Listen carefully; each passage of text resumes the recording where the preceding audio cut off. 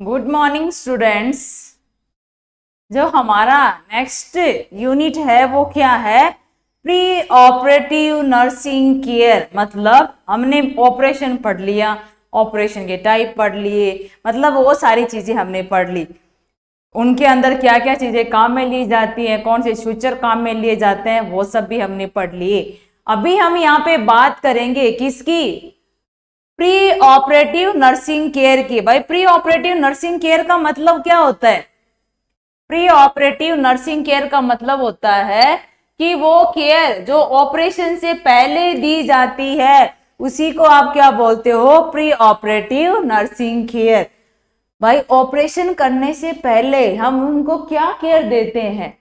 सबको पता है, physical support, psychological support, mentally उसको फिट करते हैं, उसको चीजें बताते हैं कि भाई ये हम आपका ऑपरेशन ऐसे कर रहे हैं, वो कर रहे हैं, उसका रिटर्न कंसेंट लिया जाता है, उसको पूरी तरीके से उस ऑपरेशन के लिए, सर्जरी के लिए तैयार किया जाता है। फोर्स नहीं कर सकते हो। अगर पेशेंट राजी नहीं तो भाई डॉक्टर कुछ नहीं कर सकता।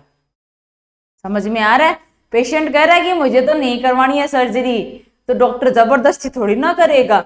तो वहां पे पेशेंट की सहमति जरूरी है, घर वालों की सहमति जरूरी है। तो सहमति पत्र भी तो लिया जाता है, हाँ भाई मैं ऑपरेशन करवाने के लिए तैयार हूं, चाहे इसके दौरान मैं ठीक हूं या ना हूं, वो मेरी जिम्मेदारी है। Is that clear? समझ में आया?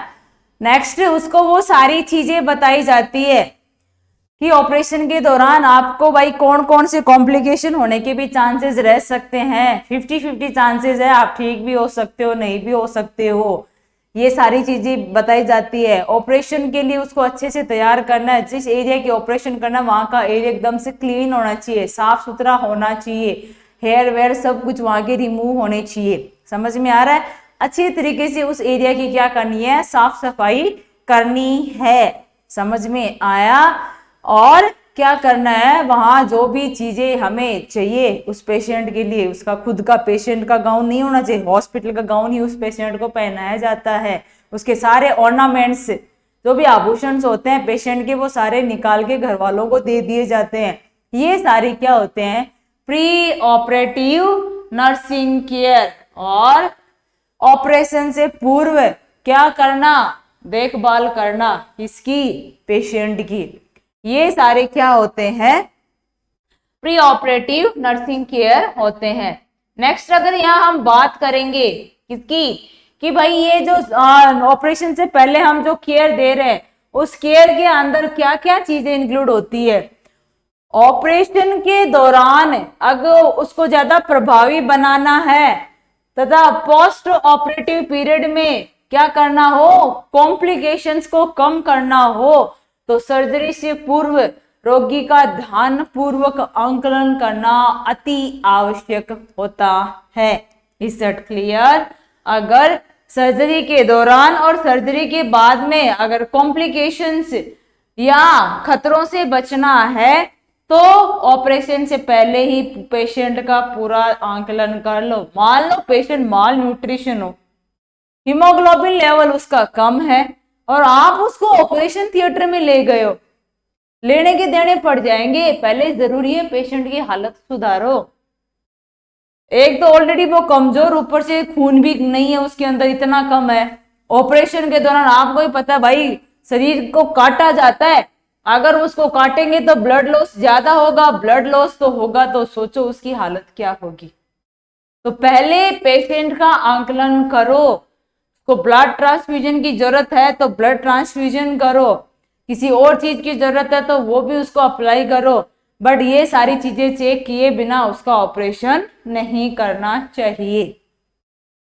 इस क्रिया में कुछ तथ्य या कुछ चीजें शामिल होती हैं, जैसे कि रोगी के जैविक चिन्हों का क्या करो? असेसमेंट। वाइटल साइन होते हैं ना, जैसे हार्ट रेट चेक करनी है, बीपी चेक करना है, टेम्परेचर चेक करना है, बीपी कर लिया, हार्ट रेट कर ली, रेस्पिरेशन कर लिया, टेम्परेचर कर लिया। तो ये सारी चीजें आपको क्या करनी है? ऑपरेशन से पहले करनी है, क्योंकि ऑपरेशन का नाम सुनते ही पेशेंट की बढ़ जाएंगी ये सारी चीजें।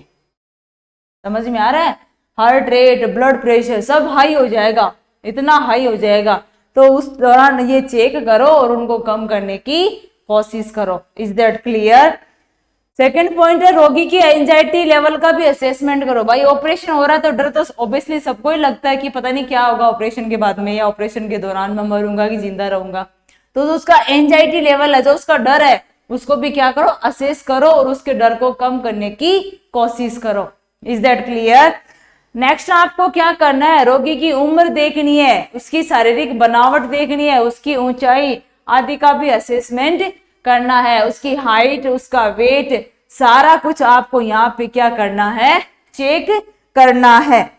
नेक्स्ट अगर यहाँ पे हम बात करेंगे, यदि रोगी के जिस भाग में या किसी भी भाग में कोई दर्द हो और जहां उसको आपको क्या करनी है, सर्जरी करनी है, तो उस दर्द वाले हिस्से का क्या करो, कैरेक्टरिस्टिक्स चेक करो। भाई प्रकृति चेक करनी है ना उसकी, ऐसे क्या बोलते हैं, मतलब किस प्रवृत्ति का दर्द हो रहा है, कौन सी जगह पे हो रहा है, कितना ज्यादा हो रहा है, कब कब हो रहा है। समझ में आ रहा है? इसको बोलते हैं कि जो पेन हो रहा है उस पेन की लोकेशन क्या है। क्या? पेन की लोकेशन मतलब किस जगह पे हो रहा है। पेन की सीवियरिटी देखनी है, मतलब कितना ज्यादा हो रहा है। पेन की क्या देखो, लोकेशन चेक करो, उसकी ड्यूरेशन चेक करो और उसकी फ्रीक्वेंसी चेक करो। फ्रीक्वेंसी का मतलब होता है कितनी बार आ रहा है, बार बार हो रहा है कि एक बार कंटिन्यू चल रहा है। फ्रीक्वेंसी चेक करना, उसकी कितनी तीव्रता से आ रहा है, कौन सी जगह पे हो रहा है, कितनी बार आ रहा है। ये सारी आपको क्या करनी है, उस पेशेंट की जो भी पेन की सिचुएशंस होती है उनको आपको चेक करना है। पेशेंट की क्या करनी है, फैमिली हिस्ट्री भी आपको लेनी है। समझ में आ रहा है? फैमिली हिस्ट्री भी आपको क्या करनी है, वहां पे पेशेंट की लेनी है। नेक्स्ट अगर हम यहाँ पे बात करेंगे तो हम उसका मेंटल स्टेटस भी क्या करेंगे, चेक करेंगे। भाई उसकी दिमागी हालत, भाई ऑपरेशन का नाम ले दिया तो वो मतलब चिल्लाने विलाने लग गया है कि मुझे तो नहीं करवाना है, मैं तो मर जाऊंगा, पता नहीं मेरे साथ क्या होगा, मेरे बाद मेरे भाई बच्चों को कौन संभालेगा। मतलब ये सारी चीजें फालतू की नौटंकी किए जा रहा है। तो वो उन चीजों को आपको क्या करना है, असेस करना है।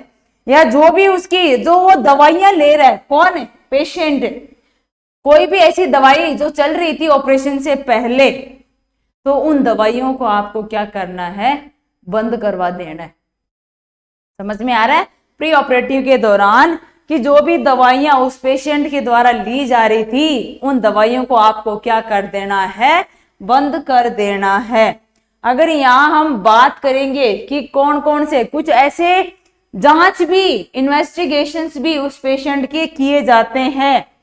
क्या किए जाते हैं, उस पेशेंट की जांच की जाती है, इन्वेस्टिगेशंस किए जाते हैं।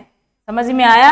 अगर इन इन्वेस्टिगेशंस में देखोगे, ये क्या हो गया, प्री ऑपरेटिव इन्वेस्टिगेशंस। क्या हो गई ये, प्री ऑपरेटिव इन्वेस्टिगेशंस। विजिबल हो रहा है सबको? ओके। तो फर्स्ट वन क्या है, ब्लड एग्जामिनेशन। अब इस ब्लड एग्जामिनेशन में आप क्या करते हो, उस इंसान का हीमोग्लोबिन चेक करते हो। सीबीसी किया जाता है, कंप्लीट ब्लड काउंट, उसकी डब्ल्यूबीसी चेक की जाती है, उसका इन्फेक्शन चेक किया जाता है, ठीक है, उसकी प्लेटलेट्स देखी जाती है कितनी है। तो ये सारी चीजें क्या करते हो आप लोग, ब्लड एग्जामिनेशन के अंदर की जाती है कि हीमोग्लोबिन लेवल कितना है। सीबीसी चेक करोगे तो उससे आपको इन्फेक्शन के बारे में पता चलेगा। डब्ल्यूबीसी चेक करनी है, कोई भी प्लेटलेट, जितनी भी प्लेटलेट्स हैं कितनी होनी चाहिए, नॉर्मल उतनी है कि नहीं है, वो सारी आपको क्या करनी है, चेक करनी है। ब्लड ग्लूकोज लेवल भी आपको क्या करना है, चेक करना है कि ग्लूकोज का लेवल है वो कितना है। अगर नॉर्मल है तब तो ठीक है, बट अगर ज्यादा हो गया तो वो क्या करेगा, घाव को ठीक नहीं होने देगा। समझ में आ रहा है आप लोगों को? ये सारी चीज वहां पे क्या करनी है, चेक करनी है। यहाँ पे एक आता है ब्लीडिंग टाइम और क्लॉटिंग टाइम, इसको आप बोलते हो बीटी और सीटी। ये ब्लीडिंग टाइम, ये क्लॉटिंग टाइम, मतलब भाई आपको ये चेक करना है। नॉर्मल 2 से 3 मिनट क्या होता है, ब्लीडिंग होती है और 3 से 7 मिनट क्लॉटिंग की जाती है। मान लो आपने क्या किया, मैंने अपने हाथ पे क्या कर लिया, कोई कट लगा लिया, ये कट लगाया तो वो क्या होगा, अगर 2-3 मिनट के लिए ब्लड हुआ, फिर क्या हो गया, ब्लड ने जमना स्टार्ट कर दिया, तब तो ठीक है, बट वो ब्लीडिंग कंटिन्यू हो रही है, क्लोट होने का नाम नहीं ले रही है, तो ब्लड ज्यादा लॉस होगा। तो वहां पे आपको ये क्या करना है, ब्लीडिंग टाइम और क्लोटिंग टाइम दोनों को क्या करना है, नोट करना है कि इस पेशेंट के अंदर कितना है। समझ में आ रहा है, अगर ज्यादा टाइम लगेगा तो ब्लड लॉस ज्यादा होगा। समझ में आ रहा है, ब्लड की हानि होना लग जाएगी। Is that clear? ये सारे हम लोग क्या करते हैं, ब्लड एग्जामिनेशन के अंदर किया जाता है। Is that clear? नेक्स्ट अगर यहां हम बात करेंगे कि यूरिन एग्जामिनेशन, इस यूरिन एग्जामिनेशन के अंदर भी हम लोगों को क्या करना है, चेक करना है कि कोई ऐसे भाई पूरी रूप से करना है। भाई यूरिन पूरा अगर हम चेक करते हैं तो इसके अंदर क्या किया जाता है, पूर्ण रूप से अगर यूरिन एग्जामिनेशन करते हैं तो इसके अंदर urea, uric acid, creatinine, nitrogen, ये सारी चीजें यहाँ पे क्या की जाती हैं, यूरिन के अंदर चेक की जाती हैं कि इस यूरिन के अंदर ये सारी चीजें कितनी मौजूद है। अगर यूरिन एग्जामिनेशन से आपको कोई इन्फेक्शन का पता चल रहा है तो आपको क्या करना है, पहले उस इन्फेक्शन को ठीक करना पड़ेगा। Is that clear? अगर आपने यूरिन एग्जामिनेशन किया और उसमें आपको कोई इन्फेक्शन या संक्रमण का पता लगा तो पहले क्या करो, उस यूरिन को, जो भी किडनी के अंदर, यूरिथ्रा के अंदर, ब्लैडर के अंदर कोई इन्फेक्शन हो रहा है, उन इन्फेक्शंस को आप क्या करो, ठीक करो। नेक्स्ट अगर यहाँ हम बात करेंगे कि अल्ट्रासोनोग्राफी, भाई अल्ट्रासोनोग्राफी भी करना जरूरी है। कौन से हिस्से की आप क्या करने जा रहे हो, सर्जरी करने जा रहे हो, आपको पता ही नहीं है प्रॉब्लम क्या है, तो जरूरी क्या हो, अल्ट्रासोनोग्राफी करो। चेस्ट एक्सरे उसका किया जाता है, लंग्स वगैरह इन सब की हालत, ये सारे एक ही आदमी में नहीं किए जाते हैं। ये इन्वेस्टिगेशन है, किस पर निर्भर करते हैं, जिस पेशेंट को जिस प्रकार का ऑपरेशन या जिस जगह का ऑपरेशन करवाना है या जिस जगह की उसको बीमारी है, उसी के आधार पर ये इन्वेस्टिगेशन करने हैं। ये नहीं कि आप एक ही आदमी में सारे करने लगे, भाई कोई लेना देना ही नहीं है। आदमी को प्रॉब्लम क्या है, एब्डोमेन की, आप चेस्ट एक्सरे क्यों करोगे? भाई लीवर में प्रॉब्लम है, चेस्ट एक्सरे करने का मतलब क्या है? समझ में आया? तो ये इन्वेस्टिगेशन तो सबके दे रखे हैं, जिस जिस इंसान के अंदर जिस जिस जगह की बीमारी है उसके हिसाब से दिए गए हैं, और हमें इनमें से वो ही करना है जिस बंदे को जो बीमारी हो। समझ में आ रहा है? जिस बंदे को जो बीमारी हो तभी वो इन्वेस्टिगेशन किया जाएगा, दूसरे इन्वेस्टिगेशन में आपको पढ़ना ही नहीं है। Is that clear? समझ में आया? तो ये ब्लड एग्जामिनेशन करना है, यूरिन एग्जामिनेशन, ये दोनों तो जरूरी है। जैसे यूएसजी हो गया, चेस्ट एक्सरे हो गया, ईसीजी हो गया, ईईजी हो गया, ये किन पे डिपेंड करता है भाई? ब्रेन की सर्जरी करनी है, आप क्यों यूएसजी करोगे पेट की? क्यों चेस्ट एक्सरे करोगे चेस्ट का? समझ में आ रहा है आप लोगों को? क्यों हार्ट की ईसीजी की जाएगी? क्यों करोगे? चीर फाड़ कहाँ करनी है आपको? सिर में करनी है। समझ में आ रहा है? तो ये चीज निर्भर किस पे करती है, जिस इंसान को जिस जगह की सर्जरी करवानी हो या जिस जगह पे उसको दिक्कत हो, सिर्फ उसी का ही इन्वेस्टिगेशन करना है। ईसीजी का मतलब क्या होता है? हार्ट की एक्टिविटी को कार्डियोवैस्कुलर असेसमेंट चेक किया जाता है, किससे? ईसीजी से। समझ में आ रहा है? ईसीजी से हार्ट की एक्टिविटी को असेस किया जाता है। ईईजी का मतलब होता है ब्रेन के बारे, ब्रेन फंक्शंस को चेक किया जाता है। समझ में आ रहा है? क्या किया जाता है? ब्रेन के फंक्शंस को चेक किया जाता है। एंडोक्राइन के अंदर क्या होता है? एंडोक्राइन सिस्टम में मतलब कौन सा हार्मोन का किस नया पैंक्रियास है, इसे काम कर रहा है कि नहीं कर रहा है, इंसुलिन कितना बन रहा है, कोई और अदर प्रॉब्लम है कि नहीं है, मतलब एंडोक्राइन से रिलेटेड कोई भी जो प्रॉब्लम होती है उनको हम लोग एंडोक्राइन के बारे में, इसमें सिर्फ हार्मोन का असेसमेंट चेक किया जाता है, नॉर्मल हार्मोनल लेवल चेक किया जाता है। समझ में आ रहा है कि हार्मोन का लेवल कितना है। रेस्पिरेटरी असेसमेंट मतलब उसका रेस्पिरेशन कैसे है, 12 से 20 है या 20 से ज्यादा हो गया है, 12 से मतलब इंसान सांस ज्यादा ले रहा है या कम ले रहा है, या जल्दी जल्दी ले रहा है या लंबी लंबी ले रहा है। लंबी सांस लोगे तो रेट कम आएगी, जल्दी सांस लोगे तो रेट ज्यादा आएगी। एक तो आप ऐसे ले रहे हो, फिर और डीप ब्रीथिंग कर रहे हो, मतलब आपको सांस नहीं आ रही, आप लंबी लंबी सांसें ले रहे हो, तो 1 मिनट के अंदर बहुत कम आएंगी। और वहीं आप कहीं से भाग के आए वहां पे, मतलब ये ऐसे ऐसे जो करते हो वो क्या हो गया है, आप सांस ज्यादा जल्दी जल्दी ले रहे हो, तो वहां पे रेट बढ़ जाती है। तो ये सारा चीज आप क्या करोगे, रेस्पिरेशन के अंदर चेक करोगे। लीवर के फंक्शन टेस्ट, लीवर अच्छे से काम कर रहा है कि नहीं कर रहा है, उसके टेस्ट किए जाते हैं। इम्यून सिस्टम चेक करना है कि भाई इसका इम्यूनिटी पावर स्ट्रॉन्ग है या कम है, या सही तरीके से काम कर रहा है, वो इम्यून सिस्टम आपका चेक करोगे।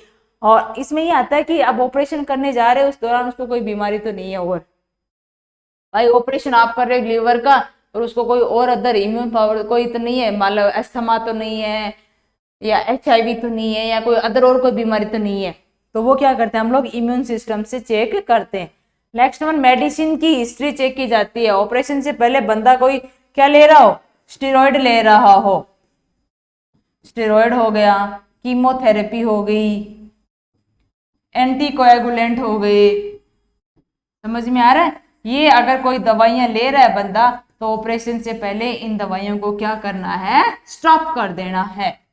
समझ में आ रहा है, अगर ये दवाइयां बंदा ले रहा है तो ऑपरेशन से पहले इन दवाइयों को क्या करवाया जाता है, बंद करवाया जाता है। Is that clear? ये चीज आपको समझ में आई कि कौन कौन सी इन्वेस्टिगेशन हम लोग क्या करते हैं, ऑपरेशन से पहले करते हैं। Is that clear? नेक्स्ट अगर हम यहाँ पे बात करेंगे कि नर्स की क्या रेस्पॉन्सिबिलिटी होती है, कब भाई ऑपरेशन करने से पहले एक नर्स की क्या क्या रेस्पॉन्सिबिलिटी होती है, वो क्या करते हो आप, चेक करते हो क्या ऑपरेशन से पहले नर्सिंग देखभाल कौन कौन सी होती है। तो जो नर्सिंग देखभाल होगी उसके कुछ कंपोनेंट्स होते हैं, उन कंपोनेंट्स के अंदर जो सबसे पहले आएगा, to provide psychological support to the patient. उस बीमार आदमी को जिसका ऑपरेशन होने वाला है उसको आप क्या दो, मनोवैज्ञानिक सहारा प्रदान करो, साइकोलॉजिकल सपोर्ट दो कि नहीं ऐसा कुछ नहीं होने वाला है, डॉक्टर अच्छे हैं, आपका ऑपरेशन अच्छे से होगा, आपको कोई दिक्कत नहीं होगी, सारी चीजें आपकी बीमारी भी खत्म हो जाएगी। यहाँ पे देखो ये हर एक चीज के दो पहलू होते हैं, पॉजिटिव और नेगेटिव, समझ में आ रहा है। तो आप उसको झूठी तसल्ली मत दो, जो हकीकत में है वो चीज बताओ, पॉजिटिव थॉट्स के साथ साथ में उसके नेगेटिव थॉट्स भी उसको बताने हैं, बट इस तरीके से बताओ कि वो डरे नहीं। समझ में आ रहा है, तो उसके अंदर पॉजिटिव थॉट्स आपको क्या करनी है, डेवलप करनी है। सहमति पत्र आपको क्या करना है, प्राप्त करना है कि हाँ हम ऑपरेशन के लिए तैयार हैं। स्किन प्रिपरेशन, जिस जगह की आपको ऑपरेशन करनी है उसको क्या करना है, पूरी तरीके से तैयार करना है, साफ सुथरा करके। सॉरी, नेक्स्ट वन क्या है, न्यूट्रिशनल चेंजेस, कि भाई खाने से रिलेटेड जो भी प्रॉब्लम है, भाई आपको भी पता है परिवर्तन क्या आएगा, खाना जब ऑपरेशन होना है उस ऑपरेशन के 8 से 10 घंटे पहले से ही खाना बंद कर दिया जाता है। समझ में आया?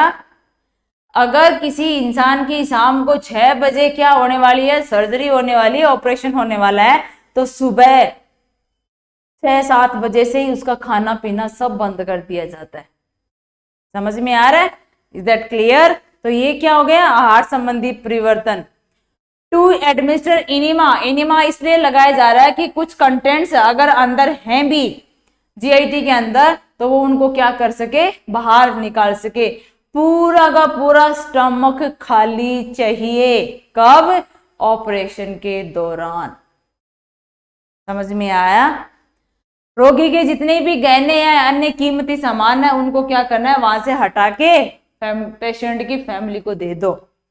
जो भी नेल पॉलिश, लिपस्टिक जो भी कुछ लगा रखी है वो सारी भी हटानी है। अच्छे से उसको बोलो कि आप नींद अच्छी से लो, आराम करो। समझ में आ रहा है? स्ट्रेस सिचुएशन में नहीं रहने देना उसको, आराम से ऐसे बोलो कि अच्छी नींद लो, सब कुछ अच्छा ही होगा। प्री ऑपरेटिव टीचिंग, उसको शिक्षा दी जाती है, अरे उसको एजुकेशन दी जाएगी कि हम आपके साथ ये ऑपरेशन करने वाले हैं, इस ऑपरेशन से आपकी जो ये बीमारी है वो क्या हो जाएगी, खत्म हो जाएगी, आप आराम से अपने सारी चीजें कर सकते हो, आपकी डेली एक्टिविटी आप आराम से परफॉर्म कर सकते हो, आप भी आराम से एकदम ठीक तरीके से, मतलब पूरी तरीके से ठीक हो जाओगे। तो ये उसको क्या करनी है, चिकित्सा देनी है।